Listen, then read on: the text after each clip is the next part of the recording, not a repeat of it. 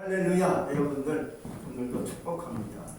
오늘 주의 말씀을 통해서 주님의 음성을 듣는 귀하고 복된 시간 되시기를 기원합니다. 사도행전 1장 7절에서 예수님이 이르시되 때와 기한은 아버지께서 자기 권한에 두셨으니 너희는 알 바 아니요 라고 말씀을 하셨습니다.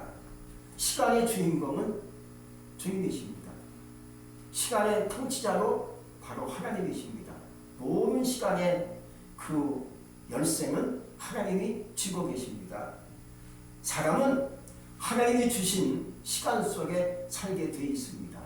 내가 더 많이 살고 싶어도 하나님이 그만하시면 더 이상 살 수가 없고요. 나는 더 살고 싶지 않지만 하나님께서 역사하면 더 살 수 있는 것이 바로 하나님의 손에 있다는 얘기입니다. 그러므로 사람은 하나님이 주신 시간과 스케줄에 따라서 살 뿐이기 때문에 하나님의 그 계획에 순종하며 사는 것이 아름다운 삶이 되는 줄로 믿습니다. 곡식은 1년을 생각하고 심는 것입니다. 나무는 10년을 내다보고 심어요. 모든 생명체의 스케줄은 하나님이 정하신 것입니다. 그러므로 그 스케줄 안에서 살기 위해서는 복종하며 살고 가는 것이 지혜로운 삶이요 신앙인 줄로 여겨집니다. 사람은 100년을 내다보고 키워라는 말이 있어요. 그러므로 오늘 우리가 누리고 혜택을 크게 받고 사는 것도 따지고 보면 이미 앞서가신 사람들의 그 어떤 많은 헌신과 봉사가 있었기에 우리가 이렇게 넉넉하게 누리며 살 수 있는 것이라고 여겨집니다. 120년 전에 많은 것을 깨달았던 사람이 있지요. 바로 인류의 발명가 에디슨이라는 사람이 있습니다. 이 사람은요, 1000종이 넘는 엄청난 발명을 했던 인류의 발명가지요. 얼마 전에 방송에서 에디슨의 역사적인 발명품 이야기를 들은 적이 있어요. 보니까 우리의 상상을 뛰어넘을 정도로 어마어마한 창의력과 생각이 남다르더라고요. 얼마나 생각이 다르고 뛰어난지 그가 손대는 것마다 발명품이 탄생되어지고 창조되어진 것을 볼 수가 있었어요. 만약 그의 발명품이 없었다면 오늘날의 첨단 과학 아마 힘들었을 것이고 굉장히 늦어졌을 것입니다. 그가 그렇게 발명을 해놓으니까 오늘날의 그 산업이, 오늘날의 모든 첨단이 빠르게 성장할 수 있는 계기가 됐다고 믿습니다. 그러므로 100년 전에 많은 사람이 희생과 노력이 있었기에 오늘날 우리가 비록 편히 살 수 있는 문화적인 혁명을 누리고 살 수 있는 것이 아닌가 그런 생각이 들어요. 흔히 100년 대계라는 말이 있어요. 사람은 100년을 내다보고 나가야 된다는 얘기죠. 사람들이 쉽게 포기하고 넘어지고 쓰러진 이유는 10년을 내다보지 않고 살기 때문에 그런 거예요. 좀 더 앞을 내다보고 앞으로 50년을 내다보고 20년을 내다보고 산다면 포기하지 않죠. 근데 왜 포기합니까? 10년을 내다보지 않고 20년을 내다보지 않고 그냥 오늘만 생각하니까는 넘어지는 거예요. 포기하는 거예요. 안 된다고 그냥 실패하고 마는 거예요. 선진국은 도시를 계획하고 도로를 낼 때 50년을 내다보고 도시를 건설하고 도로를 낸다는 거예요. 우리나라는요, 도시를 계획하고 도로를 낼 때 고작 10년, 20년을 내다보고 하니까는요, 그때가 쏟게 10년 가니까 도로가 적어집니다. 교통량이 너무 체증이 심해지니까 이 도로가 적은 거예요. 도시도 보니까 벌써 낙후되어 있어요. 그래서 짜증이 나고 왜 이렇게 일을 하지? 하고 그냥 원망이 터져 나오게 되는 것이죠. 오늘 말씀에서 보면 천하에 범사가 기한이 있다고 얘기합니다. 이 말은 시간을 허비하지 말라는 거예요. 시간을 막 보내지 말라는 거예요. 왜? 항상 기한이 있어요. 인간의 세계는 영원하지 않습니다. 우리의 생명도 영원하지 않습니다. 천국은 영원한 세계죠. 그러나 이 땅의 모든 역사는 영원하지 않기 때문에 항상 기한이 있다라고 우리에게 성경은 말씀해 주고 있는 거예요. 이미 정해진 삶의 기간을 갖고 우리는 살고 있는 거예요. 그러면 우리는 시간을 아끼라는 이유가 바로 여기 있어요. 이때가 지나고 나면 아무리 수고해도 아무리 노력해도 소용이 없는 것이죠. 다 늙은 다음에 안 되겠다. 열심히 살아야지. 그것이 시간이 많이 지나갔어요. 젊었을 때부터 시간을 아끼고 살아야만이 우리의 시간이 아름답게 잘 흘러갈 수가 있는 것이죠. 버스가 지나간 다음에 버스가 지나갔는데 그때에서 손놀리면 되겠습니까? 나 좀 태워달라고 멀리서 손짓하면 되겠습니까? 이미 지나갔는데 안 되잖아요. 또 시간을 절약하는 것은 생명을 연장하는 것이다 라는 속담이 있어요. 에베소서 5장 16절에서 말씀하고 있어요. 세월을 아끼라 때가 악하니라 라고 말씀해 주고 있어요. 또 우리에게 주어진 시간이 영원하지 않고 기한이 있다는 것을 알고 주어진 상황 속에서 열심히 또 노력하며 생각하며 살 수 있는 시간이 되라는 거예요. 일년에 어떤 목사님은요, 청년 때 하나님께 부르심을 받았어요. 하나님께 부르심을 받았다는 것은 너는 나를 따라오라. 너는 나의 종이 되어야 된다. 라는 하나님의 사인이 있었던 것이죠. 근데 그 사람은요, 그 부르심을 따르지 않고 자신이 하고 싶은 일 열심히 했어요. 인생을 허비한 거죠. 시간을 허비했어요. 왜 자기가 하고 싶은 꿈과 소망이 있었으니까. 그래서 열심히 자기 분야에서 일하고 일했는데 그러던 중에 중년에 와서 그 나이에 우여곡절 속에 하나님의 강권적 인도하심으로 신학하고 목사가 됐는데 이미 그때는 벌써 시간이 많이 지나간대요. 그때 후회하는 겁니다. 내가 진짜 하나님이 내 20대, 30대 그때 나에게 사인했을 때 빨리 헌신하고 신학교 가서 목사를 했으면 그 긴 시간 하나님께 헌신할 수 있을 텐데 짓고 가서 내가 헌신을 하니까 시간이 5년도 안 남았어요. 후회하게 된 것이죠. 제가 잘 아는 분이 있어요. 우리 저와 사모를 이렇게 중내에 섰던 분이 있어요. 전도건이라고. 아주 신학교 친구인데 그 사람이 저와 사모를 이렇게 연결시켜가지고 결혼시키게끔 했지요. 좋은 사람이지요.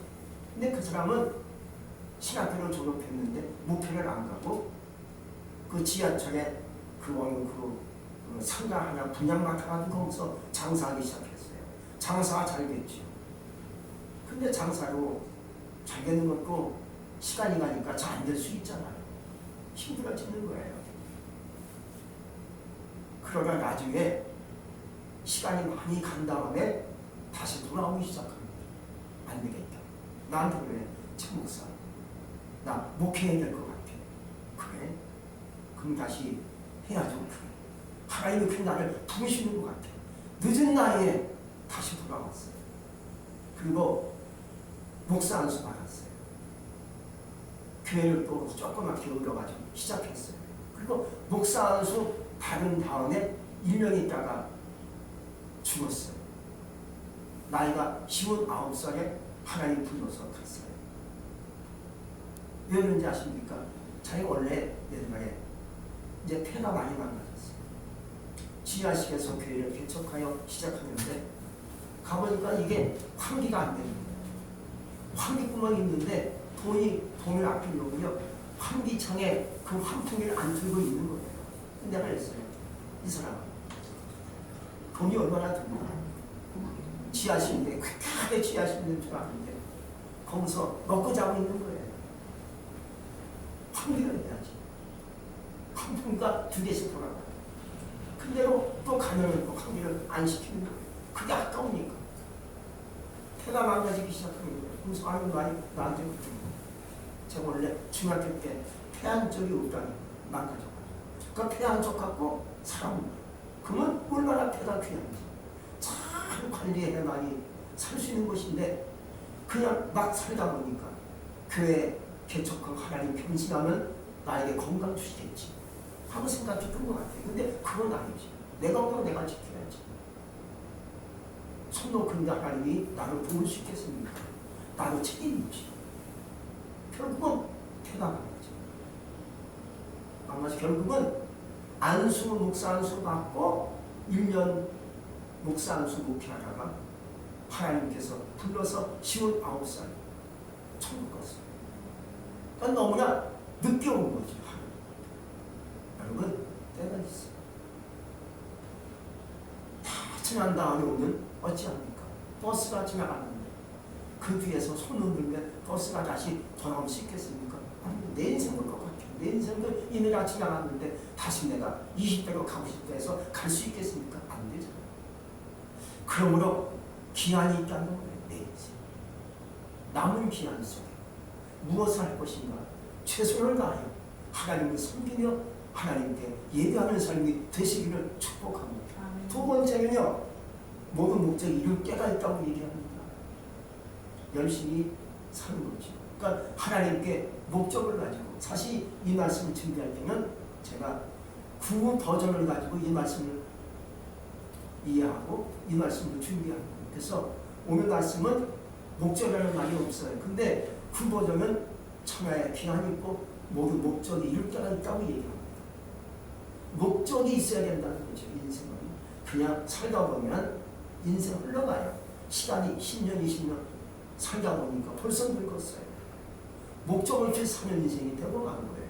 그러면 우리는 내 기한 속에, 내 시간 정해진 시간 기한 속에 무엇을 생각해내겠습니까? 그냥 흘러가는 대로 세월가락 하는 대로 내 인생에 간 것이 아니라 하나님께 기도하고 목적을 갖기 바랍니다. 내가 앞으로 남은 인생 어떻게 살 것인가 하고 인생을 계획하고 목적을 가질 때 그 목적을 따라 열심히 살다 보면 내가 원하는 목적 이루는 그 시간까지 가게 돼 있는 거예요. 또 세 번째 보면 때가 있다고 말씀해 주고 있습니다. 때를 알라는 거예요. 때를 알라는 거예요. 이 굉장히 아주 귀한 말씀이 아니겠습니까? 오늘 말씀 2절부터 8절 말씀에 보면 때가 있으면 우리에게 말씀해 주고 있어요. 날 때가 있고 죽을 때가 있고 심을 때가 있으면 심는 것을 뽑을 때가 있다고 얘기합니다. 여러분 헐어볼 때가 있으면 다시 세울 때가 있는 거예요. 내가 뭘 헐었어요. 놔두면 안 되죠. 다시 세워야 될 줄 믿습니다. 그 때가 있는 거예요. 어떤 때는요 울 때가 있지만 어떤 때는 웃을 때가 있어요. 근데 거꾸로 웃어야 할 때 울면 되겠습니까? 잔치집에 가서 막 웃어야 되는데 그때는 웃는 때예요. 막 울면 잔치 분위기가 죽지요. 막 웃어야겠는데 가서 막 울어요. 그러면 재미가 있겠습니까? 용인 사람들이 이게 말이 안 되지. 또 울어야 되는데 웃어요. 초상집에 가서는 울어야 되는데 막 웃어 막 깔깔 웃으면 그게 되겠습니까? 때가 있는 거예요. 돌을 던질 때가 있는가 하면 다시 거둘 때가 있어요. 또 찾을 때가 있으면 버릴 때도 있는 거예요. 버려야 하는데 계속 그것을 끌어안고 있어요. 너무 집착이 강해요. 버렸으면 좋겠는데 안 버려요. 그것 좀 버렸으면 좋겠는데 안 버려요. 아까운 거예요. 집착이 심한 거예요. 이사할 때는요 버릴 것이 많아요. 이사할 때는 무조건 다 버리는 거예요. 저희 집도 가끔 이사를 이제 다닐 때가 있어요. 그때는 무조건 그릇도 버려요. 버리잖아요. 옷도 버려요. 그때는 버릴 때야. 이사할 때. 좀 그렇게 생각을 해요. 그럼 결국 또 좋은 것이 들어와요. 버릴 때가 있으면 찾을 때가 있어요. 버리는 또 새 것이 올 때가 있어요. 그 때를 알고 정확하게 사는 것이 인생의 지혜인 줄 믿습니다. 그런가 하면요 잠잠할 때가 있어요. 침묵은 금이다라는 명언이 있어요.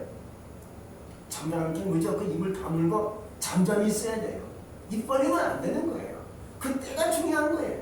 어떤 사람은요 늘 잠잠하지 않고 계속 말하기를 아주 좋아해요.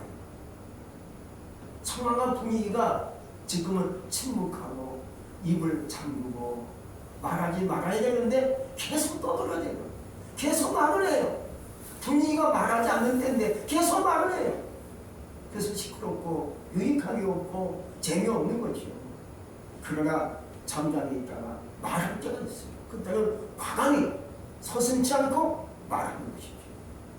바로 오늘 말씀에 그때를 정확하게 분별하라는 거예요. 누구나 미워할 때가 있습니다. 그 사람 미워 죽겠어. 그러나 미워할 때가 있으면 그 안에 용서할 때가 있고 사랑할 때가 있고 계속 미워하면요 나중에 원수가 생기면요 싸움이 나고 분쟁이 터질 수밖에 없는 것이죠. 그래서 사람이 살다 보면 미워할 때가 있어요. 아무게 참 밉다, 꼴 보기 싫다. 그러나 그때는 그때 미워할 수밖에 없어요. 그러나 또 그 다음에 들어가서면 용서해야지, 사랑해야지 하고 용서도 하고 사랑해야 된다는 거예요.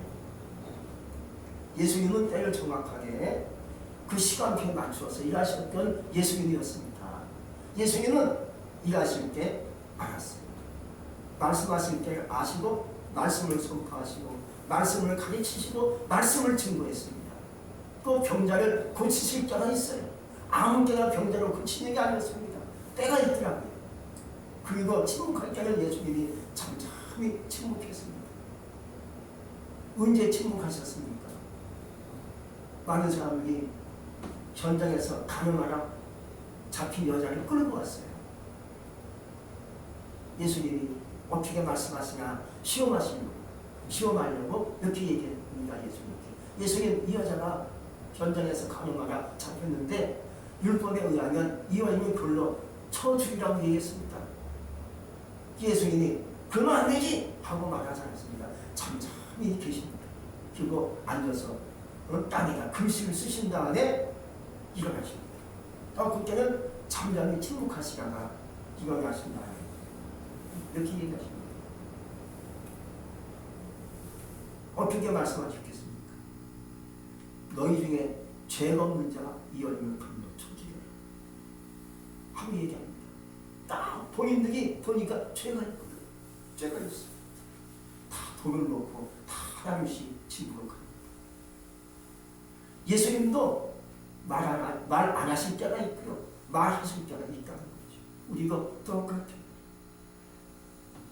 예수님이 십자가 죽으셔야 할 때 아시고 참고 인내하시고 기다리시다가 십자가 지시고 죽으시고 다시 3일 만에 부활하신 줄로 믿습니다. 예수님은 때를 정확하게 아시고 이렇게 행하셨는데 그 비결이 무엇이라고 생각하십니까? 예수님은 33년 짧은 시간을 사셨고 공생의 기간이 3년이 지나지 않지만 어떻게 이렇게 예수님은 정확하게 때를 알고 사셨을까? 바로 그 비결이 하나님께 기도의 교통의 날개가 컸다는 거예요. 그냥 혼자 마음대로 이렇게 하는 것이 아니라 늘 하나님과 교통합니다. 하늘에 계신 아버지 어찌해야 되겠습니까? 하고 하나님과 늘 교통합니다. 기도의 역사가 이어지고 있습니다. 날마다 기도가 24시간 풀타임으로 하나님과 교통합니다. 교통하시니까는 때를 정확하게 알고 지혜롭게 하나님의 사역을 감당하시고 구원 사역을 완성하시고 천국에 올라가신 줄로 믿습니다. 만일 어느 누가 가을에 파종을 하고 봄에 거두겠다고 하는 사람이 있다고 생각해 보세요. 아무리 성실하게 일하고 땀 흘려 일해도 그 수고가 어찌 되겠습니까? 헛수고로 끝나지 않겠습니까? 바보지요. 봄에 파종하고 가을에 거두는 것이지. 가을에 파종하고 누가 봄에 거두겠습니까? 우리는 먼저 하나님이 주신 사계절에 맞게끔 사는 것도 기본적인 때에 맞춰 사는 것이라고 믿어집니다. 지금은 겨울이야. 겨울에 맞게 사는 것이 겨울이죠. 겨울인데 반팔 입고 다니면 되겠습니까? 감기 온갖 걸리면 나만 고생하는 거지. 겨울은 겨울답게, 봄은 봄답게, 여름은 여름답게, 가을은 가을답게 사는 것이 인생의 기본적인 원리라고 생각합니다. 흔히 지혜를 분별력이라고 얘기해요.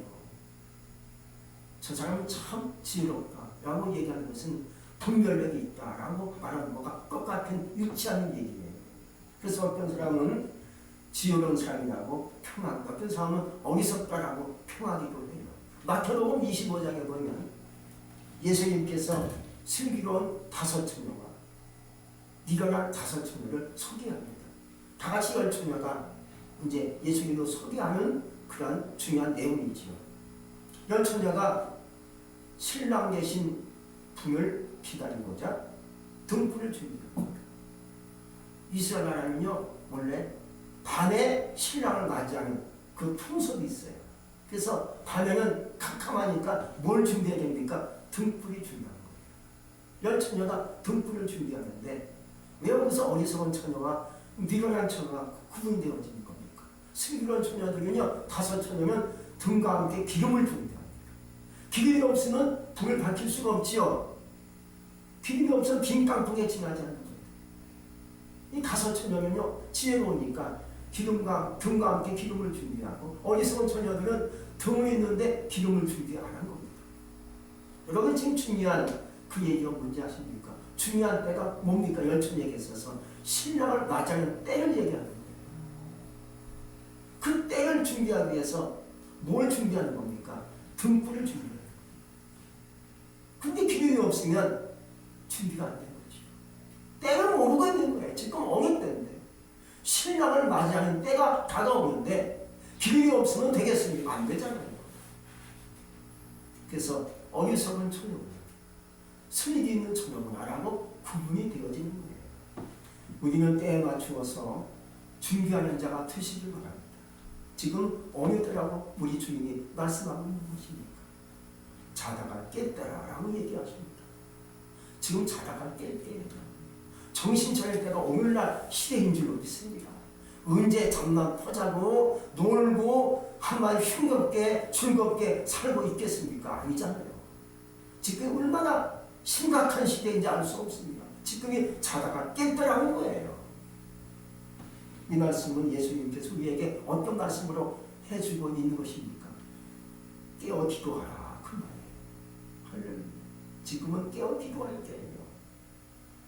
자다가 깨어 기도하는 자에게 지혜가 열릴 줄을 믿습니다. 야고보서 1장 5절에서 말씀하십니다. 너희 중에 지혜가 부족하거든 모든 사람에게 구해 주시고 꾸짖지 아니하시면 하나님께 구하라. 그리하면 주시리라 하고 말씀해 주고 있습니다. 이 지혜가 굉장히 중요한 거예요. 지혜가 없으면요 오늘 멋있게 사는 것 같지만 내일은 내 인생 실패할 수밖에 없는 거예요. 나는 지금 가진 것도 없고 부족하지만 지혜가 있다면 그 사람 앞으로 풍족하게 여유있게 삶을 멋있게 살 수 있는 사람이 되어갈 것입니다.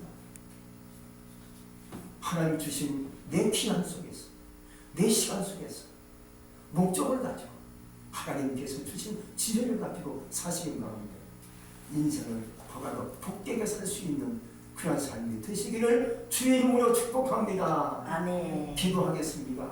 전능하신 하나님 감사합니다. 하나님 모든 인생의 주인공은 하나님이십니다. 모든 시간의 통치자로 하나님이십니다. 우리는 하나님이 각자에게 주신 시간 속에서 살고 있습니다.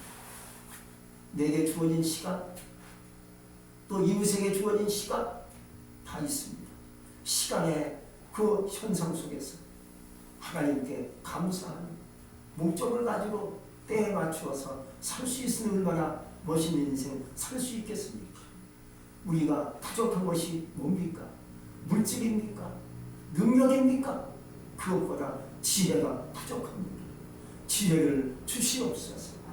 지혜를 가지고 때를 알고 분간하고 스림 있게 살 수 있는 아름답게 살 수 있는 귀한 성도들이 되게 하여 주시옵소서. 예수님의 이름으로 감사하며 기도했습니다. 아멘.